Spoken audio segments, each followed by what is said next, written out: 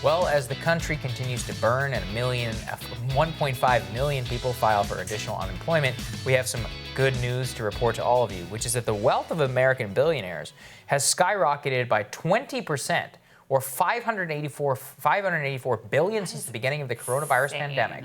And that in the last 3 months, the U.S. has added actually more billionaires, as 44 million people filed for unemployment in that period. I think that's the most important part, which is that, look, I mean, whenever you have ultra high net worth individuals whose wealth is like pegged particularly to stock, I think a huge part of that is actually worth to Jeff Bezos. You can say, oh, you're cherry picking. But actually the fact that there were more added just goes to show you about the stock market economy and about the way that it works that particular way and how disconnected it can seem from the everyday reality that so many others have. 29 new billionaires. Congratulations. Yes, congrats. If you are one of them, congratulations on your new expanded wealth. No, I mean, it shows how disconnected the lives of the very, very wealthy, powerful elite are from the lives of everybody else. And we also saw, and we covered this yesterday, which, Dad, I think is also really important to understanding the structure of our economy, how the wealthy cut back their spending. And that is actually what triggered a lot of the job loss because no one else has any money to spend to start with.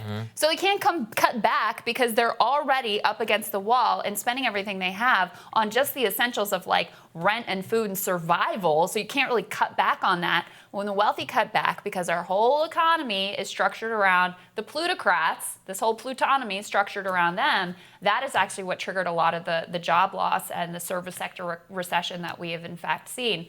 This also caught my eye and the internet's eye, just to give you a little bit of an inside look at how the pandemic has been going for the wealthiest among us. There was a column in the Financial Times by a wealthy writer, Shruti Advani, who was talking about her luxury lockdown. Few choice excerpts here. This is how she found ways to cope with the stress of having to be in her home with her own children.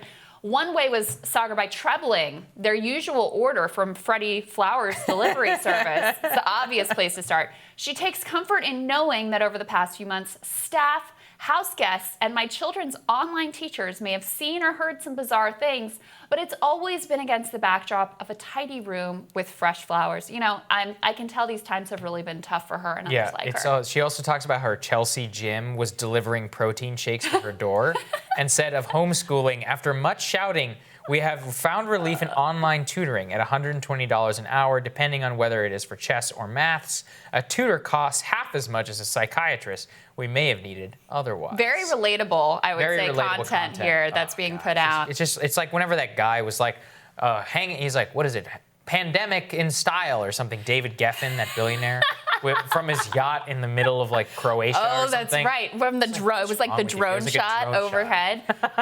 There's more. There's some wardrobe advice here that you might want to tune into. So she says, my work wardrobe is split in a rather self-contradictory manner between Chanel tweed blazers that I wear to interviews and athleisure for when I toil in front of a computer.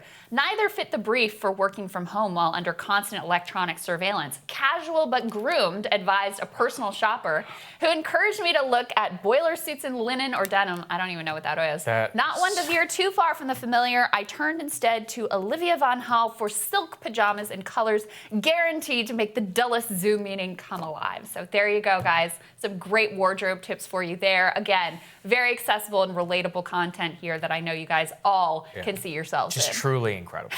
There's no other way to describe it. Well, thank you for the content, Shruti. We appreciate it. Next week on Rising, we're going to get journalist Zed Jelani's thoughts on the latest news. And we will have a lot of other fabulous guests. Our regulars will join us here. Make sure you subscribe and never miss a video, along with liking and sharing to help other people find us. Watch for us on the weekend as well. We post a lot of content then, too. Enjoy your weekend. Happy Father's Day. We'll see you back here next week. See you guys.